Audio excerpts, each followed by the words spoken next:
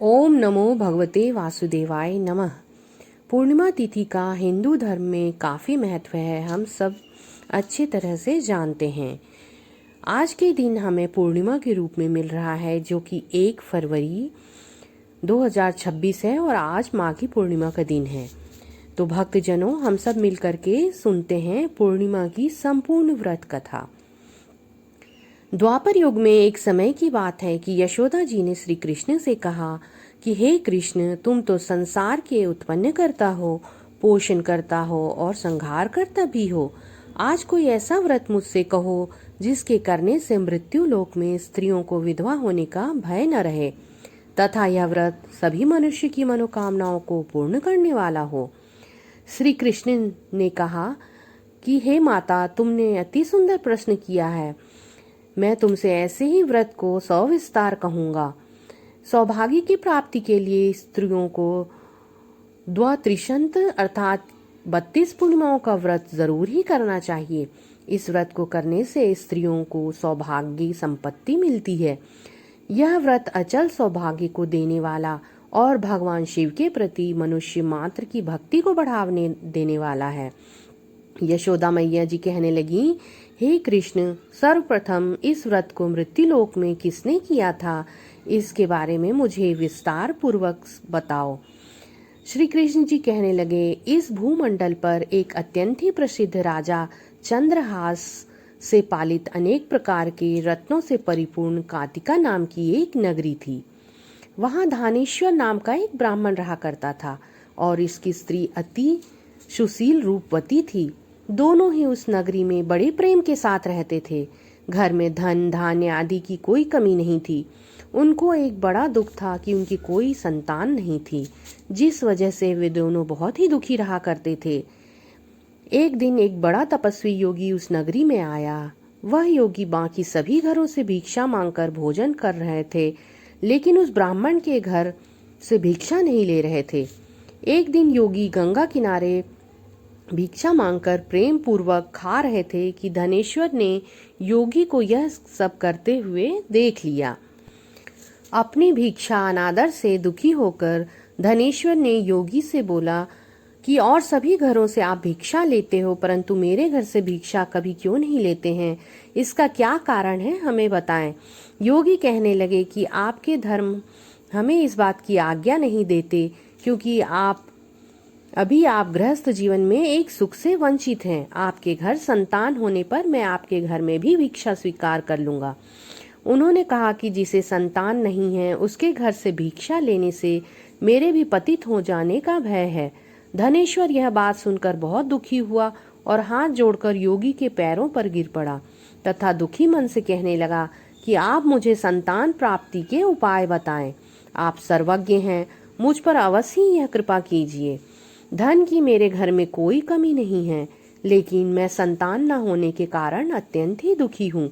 आप मेरे इस दुख का कारण का हरण कीजिए। यह सुनकर योगी जी कहने लगे, तुम चंडी माता की आराधना करो। घर पहुंचकर उन्होंने यह सारी बात अपनी पत्नी को बताई और खुद वन में चला गया। वन में पहुंचकर उसने चंडी माँ की आराधना की और उपवास किया। 16वें दिन चंडी माता ने उसको अपने सपने में दर्शन दिए और कहा कि हे धनेश्वर, जा, तेरे को पुत्र होगा, लेकिन उसकी आयु सिर्फ 16 वर्ष होगी। 16 वर्ष की आयु में ही उसकी मृत्यु हो जाएगी। अगर तुम दोनों स्त्री और पुरुष 32 पूर्णिमाओं का व्रत करोगे तो यह दीर्घ आयु हो जाएगा। जितना तुम्हारा सामर्थ्य हो उतने आटे का दिया जलाकर शिवजी का पूजन करना, लेकिन पूर्णमासी 32 ही होने चाहिए। सुबह होते ही तुम इस स्थान के पास एक आम का पेड़ दिखाई देगा, उस पर चढ़कर एक फल तोड़कर अपने घर ले जाना। अपनी स्त्री को इस बारे में बताना। सुबह स्नान होने के बाद वह स्वच्छ होकर शंकर जी का ध्यान करके उस फल को खा ले। तब शंकर भगवान की कृपा से उसको गर्भ हो जाएगा। जब ब्राह्मण सुबह उठा तो उसे यह स्थान पर एक आम का पेड़ दिखाई दिया, तो वह उसके फल तोड़ने के लिए चढ़ा। उस पेड़ पर चढ़ नहीं पा रहा था। यह देखकर उसे बड़ी चिंता हुई। उसने भगवान गणेश की उपासना की और कहा, हे दयानिधे, अपने भक्तों के विघ्नों का नाश करके उनके मंगल कार्य को करने वाले, दुष्टों का नाश करने वाले, रिद्धि सिद्धि देने वाले आप मुझे इतना बल दें कि मैं अपनी मनोकामना पूरी कर सकूं। इसके बाद वह पेड़ से फल तोड़कर अपनी पत्नी के पास पहुंचा। उसकी पत्नी ने अपने पति के कहे अनुसार इस फल को खा लिया और वह गर्भवती हो गई। चंडी देवी जी की कृपा से उसे एक बहुत ही सुंदर पुत्र पैदा हुआ। उसका नाम उन्होंने देवीदास रखा। माता पिता के हर्ष और शोक के साथ वह बालक बढ़ने लगा। भगवान की कृपा से बालक बहुत ही सुंदर था, सुशील और पढ़ाई लिखाई में भी बहुत निपुण था। चंडी जी के कथनानुसार उसकी माता ने 32 पूर्णिमासी का व्रत रखा। जैसे ही 16वां वर्ष लगा, दोनों पति पत्नी बहुत दुखी हुए, कहीं उनके पुत्र की मृत्यु न हो जाए। उन्होंने सोचा कि अगर उनके सामने यह सब हुआ तो वह कैसे देख पाएंगे। तभी उन्होंने देवीदास के मामा को बुलाया और 1 वर्ष के लिए देवीदास को काशी पढ़ने के लिए भेज दिया। 1 वर्ष के बाद उसे वापस लेकर आना था। देवीदास अपने माता पिता के साथ एक घोड़े पर सवार होकर चल दिया। उसके मामा को भी यह बात पता नहीं थी। दोनों पति पत्नी 32 पूर्णिमासी का व्रत करने लगे। दूसरी तरफ मामा और भांजा दोनों रात गुजारने के लिए रास्ते में एक गांव में रुके। उस दिन उस गांव में ब्राह्मण की कन्या का विवाह होने वाला था। जिस धर्मशाला में वर और बारात के बाकी लोग रुके थे, उसी धर्मशाला में देवीदास और उसका मामा ठहर गया। उधर कन्या को तेल आदि चढ़ने के बाद जब लग्न का समय आया तो वर की तबीयत खराब हो गई। वर के पिता ने अपने परिवार वालों से विचार विमर्श करके कहा कि यह देवीदास मेरे पुत्र जैसा ही है, मैं इसके साथ लगन करा दूंगा उस कन्या का, और बाद में बाकी सारे काम मेरे बेटे के साथ पूरे हो जाएंगे। ऐसा कहने के बाद वर के पिता देवीदास को मांगने के लिए उसके मामा के पास गए और उन्हें सारी बात बताई। मामा ने कहा कि कन्यादान में जो कुछ भी मिलेगा वो हमें दे दिया जाए। वर के पिता ने बात स्वीकार कर ली। इसके बाद देवीदास का विवाह कन्या के साथ संपन्न हो गया। इसके बाद वह अपनी पत्नी के साथ भोजन करने लगा और मन में विचार करने लगा कि ना जाने यह किसकी पत्नी होगी। यह सोचकर उसकी आंखों में आंसू आ गए। तब वधू ने पूछा कि क्या बात है, आप उदास क्यों हैं? तब उसने सारी बात पत्नी को बता दी। तब कन्या कहने लगी, यह ब्रह्म विवाद के विपरीत है। आप ही मेरे पति हैं, मैं आपकी पत्नी रहूंगी, किसी अन्य की कभी नहीं। तब देवीदास ने कहा, ऐसा मत करिए, क्योंकि मेरी आयु बहुत कम है। मेरे बाद आपका क्या होगा? लेकिन उसकी पत्नी नहीं मानी और बोली, स्वामी आप भोजन कीजिए। दोनों रात में सोने के लिए चले गए।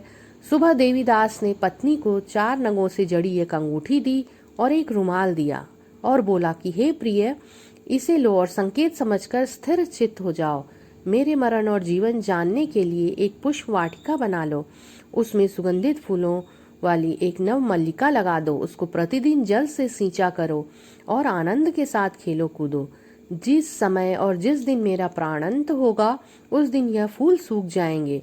जब यह फिर से हरे हो जाएं तो जान लेना मैं जीवित हूँ। यह समझाकर वो वहां से चला गया। इसके बाद जब वर और बाकी बाराती मंडप में आए तो कन्या ने उसे देखकर कहा कि यह मेरा पति नहीं है। मेरे पति वह हैं जिनके साथ रात में मेरा विवाह हुआ था। इसके साथ मेरा विवाह नहीं हुआ है। अगर यह वही है तो यह बताएं मैंने इनको क्या दिया था, साथ ही कन्यादान के समय इनको जो आभूषण मिले वह भी दिखाए। कन्या की ये सारी बातें सुनकर वह कहने लगा कि मैं यह सब नहीं जानता। इसके बाद सारी बारात भी अपमानित होकर लौट गई। भगवान कृष्ण बोले, हे माता, इस प्रकार देवीदास काशी चला गया। कुछ समय जब बीत गया तो एक सर्प उसे डसने के लिए वहां आया, लेकिन वह उसको काट नहीं पाया क्योंकि उसकी माता ने पहले ही 32 पूर्णिमा का व्रत कर लिया था। इसके बाद खुद काल भी वहां पहुंचा।